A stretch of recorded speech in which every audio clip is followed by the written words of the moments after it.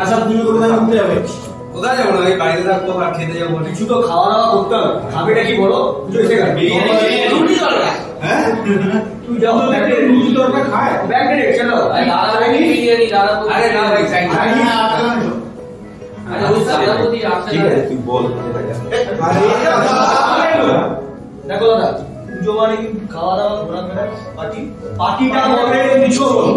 পুজো মানে খাওয়া দাওয়া মানে তো বাড়িতে বসে খাওয়া দাওয়া। না পার্টি চাই কবে হবে কবে আমি যাব আপনি অষ্টমী তাহলে বসে পড়ি।